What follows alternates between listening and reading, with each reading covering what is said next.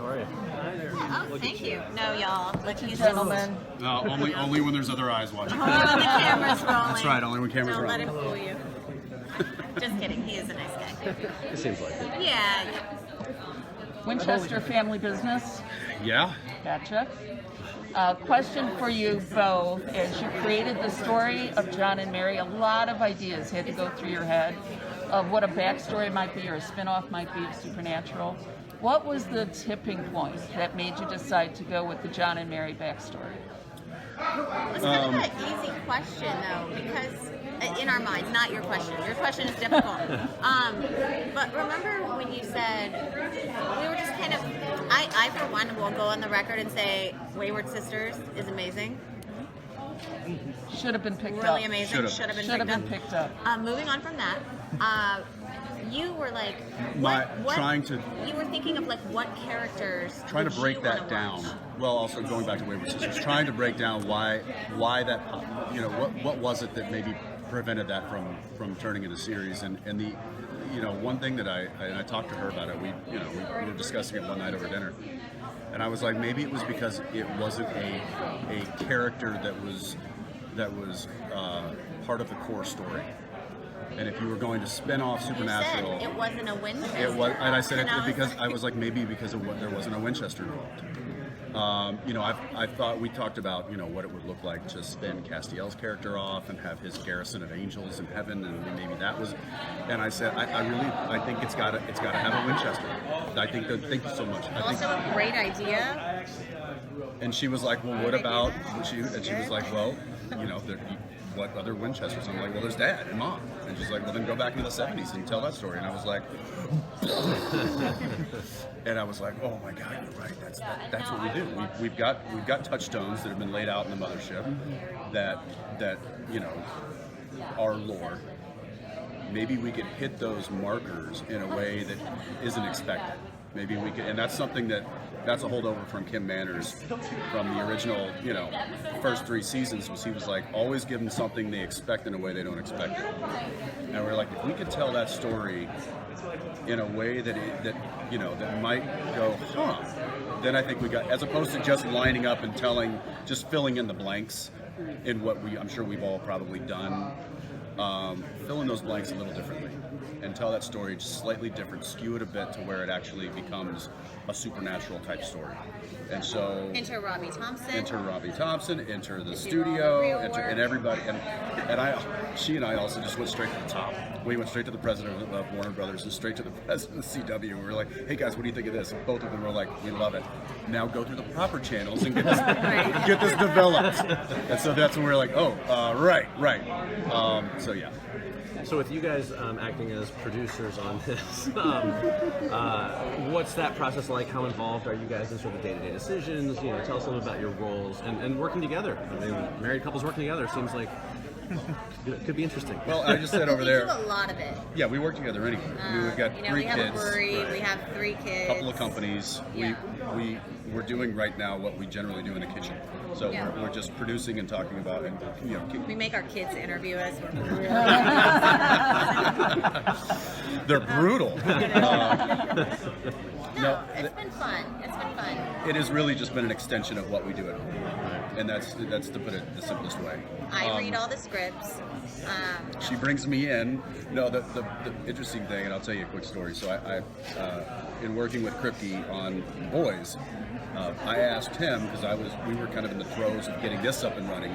I asked him, I was like, so Seth Rogen, like what is his role in this whole thing? Because he's a producer on The Boys.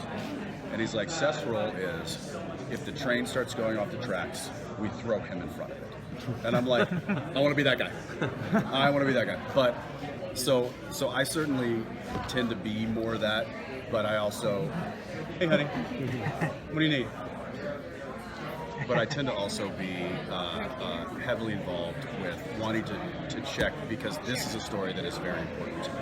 Some of the other stuff we're developing, I can hang on in the wings a little bit, but this one's really special to us, and this is one that we take a lot of great care with. So day to day is we're obviously reading all the scripts, reading all the arenas, the outlines.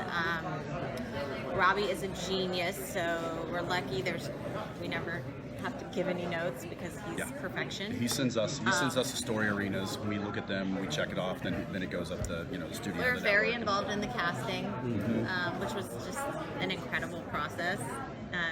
And terrifying as an actor to watch that because you're like, how did I ever get cast for it? I've seen things I wish I could unsee. Right, yes, that. I've heard conversations I wish I could unhear. But that's the industry, and we're happy to be there. We're happy to be in these seats because I feel like it gives us certainly greater control of where this ship goes, but it also helps us with the narrative of what it is. Can we do one more? We're long-winded. We're actors. Can you talk about casting Drake and Meg? How did you know that they were, the right ones to play these parts? What was that like? I mean, you talked a little bit about the process. I mean, hello. yeah. I will say that Drake was. We saw Drake before we saw Meg, and he was instantly everybody's favorite. And he's like a Jared Jensen hybrid. Even watching him on camera, it's like he's doing both Sam and Dean, and it's like, wow. What? Oh, I don't think it's any. We have a. I don't know if I'm supposed to tell you. But You can spoil things. Robbie said it was fine.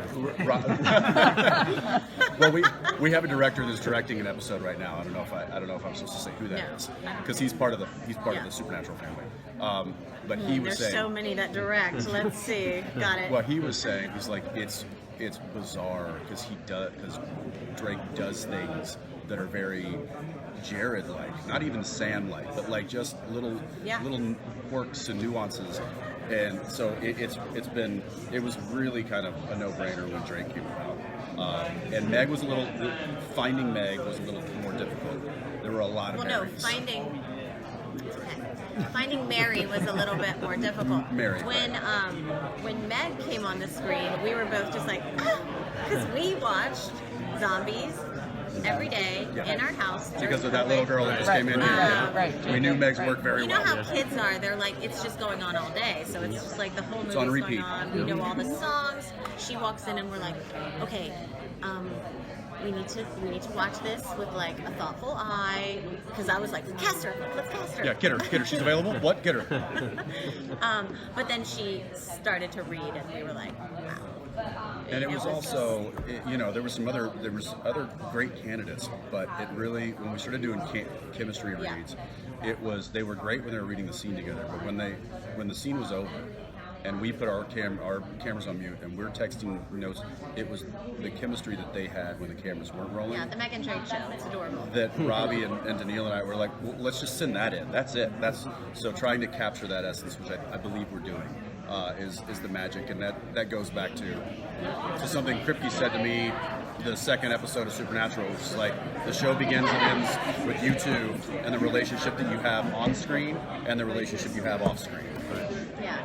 And I mean, like, casting Netta Lathika it's sort of with this cast, the first person that auditioned that we loved, it always stayed that way. I mean, she was it. JoJo, who I don't know if anyone's gotten a chance to meet, they're a star. Instantly a star. Have you seen the show yet? No. Star. I mean, just a star. In the panel. JoJo's gonna pop. In the screening. Yeah, good. Amazing. Good. We hope you, and that's just a character like a little from bit, Robbie's brain. Yes.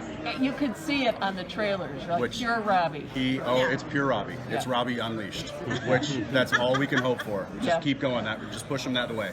Yeah. Thank you guys. Thank you. Thank you both. What's that? Thank you. Oh, thank you. Yeah. Thanks. Love it. Thank you. My pleasure. Thanks for being here, guys. Thank you. Oh my gosh. Super excited. Thank you. Thank you very much. We might have a little something cooking on that too. Oh, I can't wait.